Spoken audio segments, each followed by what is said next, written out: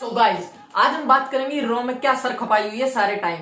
तो यार एक चीज माननी पड़ेगी, रॉ 3 घंटे अपने यूटिलाइज करना भूल चुका है। हमने क्या देखा, शेमस ने अपनी गांड मराने की कोशिश की लेकिन उनकी बात चुदी और हमारे शेन मैकमैन जो यूं यूं करते हैं ना, वो भी वापस आ गए हैं। हम स्टार्टिंग की थी हमारे एडम पियर्स ने। एडम पियर्स इस टाइम पे कुछ ऑफिशियल बनने की कोशिश कर रहे हैं, लेकिन क्या करें उनका। हमने देखा था कि रिंग के बीच में स्टार्टिंग में एडम पियर्स खड़े थे और वो बता रहे होते कैसे एलिमिनेशन का मैच होने वाला है, एलिमिनेशन चैम्बर के बारे में। और वो जब इस बात को कह ही रहे थे तभी हमारे शेन मैन आए, जो अपने टांगे हिलाते हुए मनी मनी करते, और वो आके एडम पियर्स को सबसे पहले वो देते हैं अपनी, मतलब सहराते हैं। वो कहते हैं कि मतलब तुम कैसे हमारे पीछे से अपना काम कर रहे हो, सारा कुछ वो कैसे अथॉरिटी को संभाल रहे हैं अकेले एडम पियर्स। भाई मानना पड़ेगा, एडम पियर्स की मात चुदी पड़ी है। बस स्मैकडाउन पे रोमन रिंग्स ले रहा है, यहाँ पे आके रेसलर्स ले रहे हैं। तो क्या हुआ, शेन मैन आते हैं, वो आके एडम पियर्स को पहले कांग्रेट्स करते हैं, उन्हें थोड़ी सी एप्रिसिएशन देते हैं। फिर शेन मैन और एडम पियर्स दोनों मिलकर अनाउंस करते हैं कि हमारे एलिमिनेशन चैम्बर में ड्रू मैकिंटायर को, जो इस टाइम पे वर्ल्ड हेवीवेट चैंपियन है, उन्हें अपनी बेल्ट को अगेंस्ट रखना पड़ेगा इन स्टार्स के।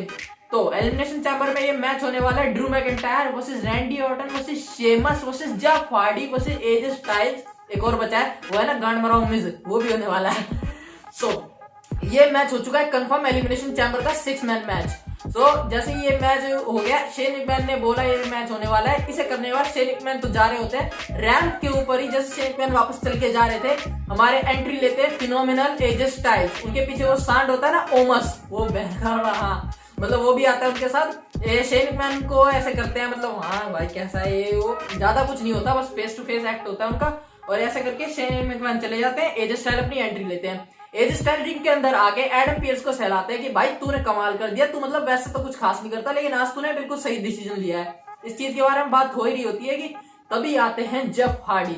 अगर तुम्हें ये चीज लगी है कि जेफ हार्डी अपनी मात दाने क्यों आया, तो ऐसा कुछ नहीं था। जेफ हार्डी और एज स्टाइल्स का आज मैच होना था, और अगर आपने रॉ का शो ट्यून किया आज के दिन, आपको ये मैच देखना पड़ेगा यार। ये मैच कमाल का था, इसकी पेस अच्छी थी, और जेफ हार्डी और एज स्टाइल, आपको पता है इन रिंग टैलेंट्स कितने बढ़िया है। तो इन दोनों ने कमाल का मैच डिलीवर किया था।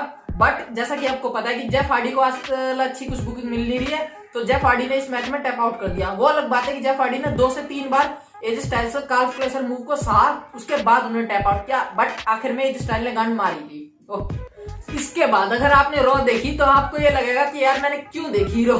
हमको यहाँ पे देखने को मिली थी रेट्रीब्यूशन एक टाइम था जब वो स्टार्टिंग में आए थे, ऐसा लग रहा था सबकी मात चोट देंगे, लेकिन मिस मैन ने उनकी गांड में उंगली कर दी आखिर में। हमने क्या देखा, न्यू डे वर्सेस रेट्रीब्यूशन का मैच हुआ था। रेट्रीब्यूशन से हमारे पास थे टी-बार और स्लैप जैक। इस मैच के बारे में बोलने में कुछ खास नहीं है, मैच मतलब चल ही रहा था, जो मैच चल रहा था। लास्ट में क्या हुआ, न्यू डे ने डबल टीम के साथ ये रेट्रीब्यूशन को निपटा दिया। साइड में खड़े हमारे मुस्तफा अली ने क्या किया, मुस्तफा अली पूरे मैच में चिल्ला ही रहे थे लगभग, और वो अपने मतलब टीममेट्स को राय दिए जा रहे थे ये करो वो करो, लेकिन कुछ फायदा नहीं हुआ, न्यू डे ने उन्हें निपटा ही दिया। इसके बाद हम आगे चलते हैं। आगे हमने देखा रिक फ्लेयर और लेसी एवंस को। यहाँ पे रिक फ्लेयर आके हमें ये समझा रहे थे कि मैं लेसी एवंस की गांड मारने को नहीं आया हूँ। लेसी एवंस कह रही थी कि मैं यहाँ पे रिक फ्लेयर को कुछ पसंद नहीं करती हूँ, ये वो। रिक फ्लेयर को वो अपना एक तरह से मेंटोर बता रही थी कि रिक फ्लेयर मेरे को मेरी हेल्प कर रहा है कि मैं कैसे अपने मैचेस को सुधार सकूं। ऐसे यही बातें इनके बीच में चल रही होती है। तभी आती है शार्लेट फ्लेयर सबसे पहले आके बोलती है कि अगर लेसी एवंस तेरे को हेल्प चाहिए अपने मैचेस सुधारने, तो वापस परफॉर्मेंस सेंटर में जा, वहां पे जाके ट्रेनिंग कर। तो हमें आज ये चीज पता चलती है कि अगर लेसी एवंस शार्लेट फ्लेयर को अपने मैच में हरा देती है, तो लेसी एवंस आस्का को फेस करेंगे एलिमिनेशन चैम्बर में। अपनी वो शार्लेट फ्लेयर कहती है अब देर किस चीज की करनी है, आ जाओ लेते हैं एक दूसरे की। ये मैच स्टार्ट होता है। अच्छा खासा तो मैच था नहीं, ये मैच भी ठीक ठाक चल ही रहा था। तो क्या हुआ, हमने लास्ट में देखा कि शार्लेट फ्लेयर की ज्यादा गांड में दर्द हो गया, उन्हें फट गई एकदम। तो उन्होंने लगातार हमले करती गई, तो रेफरी को ये मैच डिस्क्वालिफिकेशन से एंड करना पड़ा।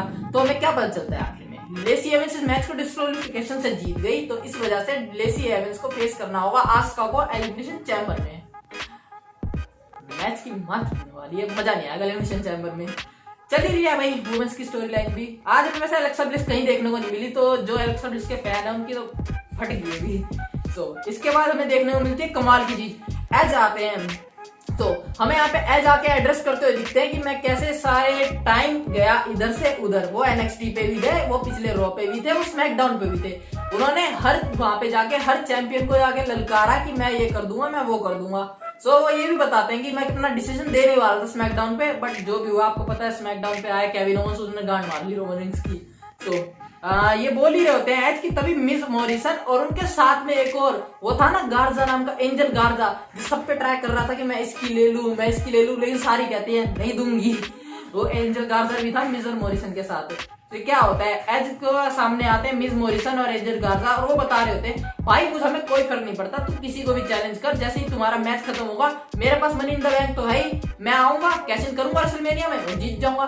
तो ये बात सुन के फिर एज झाड़ने पे आते हैं और मिस के मुंह पे झाड़ते हैं कि बेटे तू बोल किसके आगे रहा है, मैं तेरा बाप हूँ। इस मैच के मतलब ये जो बेल्ट है तेरे हाथ में एक ब्रीफ केस लिए घूम रहा है, इस ब्रीफ केस को मैं लेके आया हूँ इसके अंदर। लाइक आपको पता है कि एज ने सबसे पहले जीता था वो ब्रीफ केस। ये कह के एज जा रहे होते हैं, मिस का मुंह बना पड़ा था अच्छा तगड़े वाला।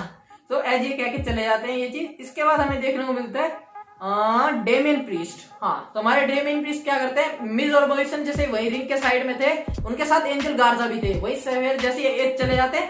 उसके बाद आते हैं डेमियन प्रीस्ट। आपको पता है डेमियन प्रीस्ट के साथ वो बैड मनी, वो जो सर पे 3 टट्टे से लटकाया आता है, वो आए थे, मतलब वो दोनों आए। डेमियन प्रीस्ट का यहाँ पे मैच था एंजल गार्जा के साथ। ये मैच क्यों हुआ कैसे हुआ कोई नहीं जानता, लाइक चलता रिएक्ट स्टोरी लाइन, लेकिन एंजल गार्जा का यहाँ पे कोई काम नहीं था।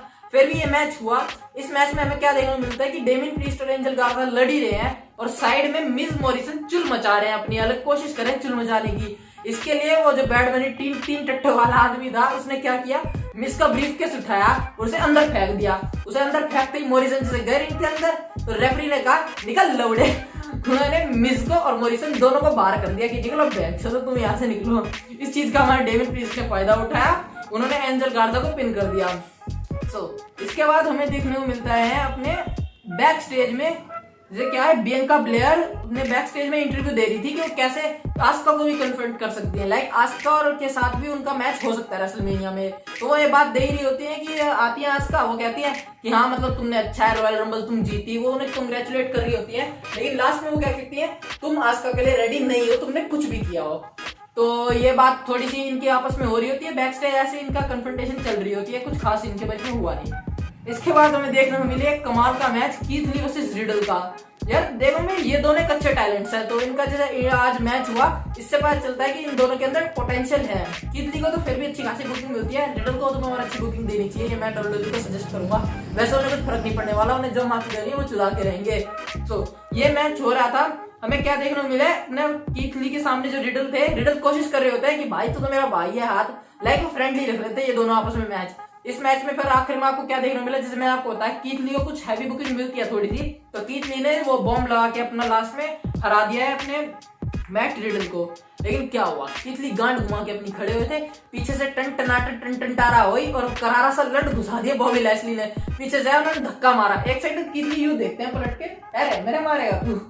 इससे कोई फायदा नहीं हुआ, बॉबी लैशली आए, उन्होंने तोड़ फोड़ के रख दिया कीथ ली को भी, मैट रिडल को भी।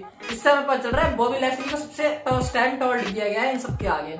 तो इसके बाद हमें देखने को मिला एक और सड्डू सा मैच, लेकिन इस मैच में कमाल की चीज हुई, मैं आपको बताता हूँ। हमें देखने को मिला यहाँ पे लाना वर्सेस नाया जैक्स का मैच।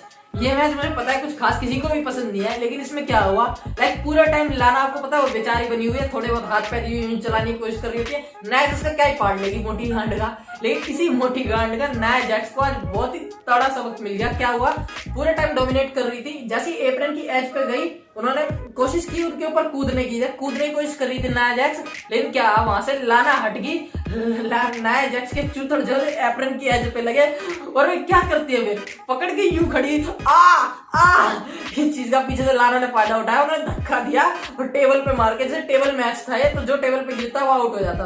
तो जैसे लाना ने धक्का मारा और नाया जैक्स टेबल पे जाकर गिर गई, इस तरह ये मैच एंड हुआ। फिर हमें क्या देखने को मिलता है कि बाहर से बेजलर खड़ी होके मतलब कोशिश करा बेजलर ने इंटरप्ट करने का, लेकिन जैसे लाना के साथ में नायोमी थी, नायोमी ने उनके बीच में इंटरप्ट किया। फिर हम क्या देखने को मिलता है कि जैसे रॉ के पास कुछ नहीं था करने को, तो उन्होंने क्या किया, फिर बेजलर वर्सेस नायोमी का मैच कर दिया। वाह रे रो वाह। तो खैर कुछ क्या बात करें, ये मैच कुछ नहीं था खास, रोल अप के सहारे नायोमी ने मैच में बेजलर को हरा दिया। तो जैसे आपने देखा इसी के लाना और जो नायोमी है दोनों ने अपने सामने उन दोनों भैंसियों को हरा दिया आज। इसके बाद हमें देखने को मिलता है कमाल का मैच, लाइक मेन इवेंट आया इसके बाद Drew McIntyre versus Randy Orton का। ये मैच पता नहीं इस साल में कितनी बार हो चुका है, लेकिन हर बार चल मजा आता है देखने में, लेकिन भाई कुछ अलग करो, हर बार ये मैच आता है, पर इस बारे में हम बात नहीं करेंगे।